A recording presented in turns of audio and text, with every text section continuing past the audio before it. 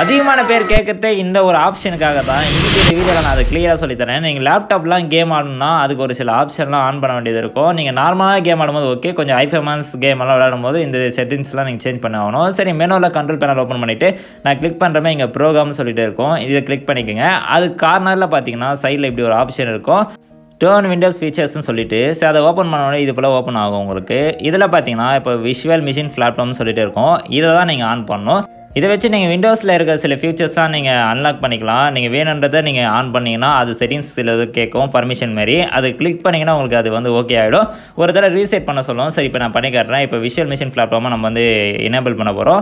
அதுக்கு கொடுத்துட்டு நான் அப்ளை கொடுக்குறேன். சரி, அப்ளை கொடுத்த உடனே கொஞ்சம் நேரம் இதுமாதிரி பார்த்தீங்கன்னா லோடிங் ஆகும். இப்போ லோடிங் ஆன உடனே அது வந்து அப்ளை ஆகிடும் இதுக்கு. அதுக்கப்புறம் பார்த்தீங்கன்னா உங்களுக்கு வந்து அந்த கேம் ஆடும்போது அந்த எரர் கேட்காது உங்களுக்கு கேம் டவுன்லோட் பண்ணும்போது. சரி, இப்போ நான் இன்ஸ்டால் பண்ணி காட்டுறேன் பாருங்கள். சரி, இப்போ வந்து அப்ளை சேஞ்சஸ்னு வருதுங்களா. அப்புறமா வந்து ஒரு டைம் ரீஸ்டார்ட் ஆகும். இப்போ அப்புறமா ஆன் ஆனோடனே பார்த்தீங்கன்னா உங்களுக்கு அது அப்ளை ஆகிட்டு இருக்கும். நீங்கள் செக் பண்ணி பாருங்கள். அப்படி செக் பண்ணுறது எப்படின்னு தெரியலன்னா உங்களுக்கு வந்து நான் ஆல்ரெடி வீடியோ போட்டிருக்கேன், அதை பார்த்து செக் பண்ணிக்கோங்க.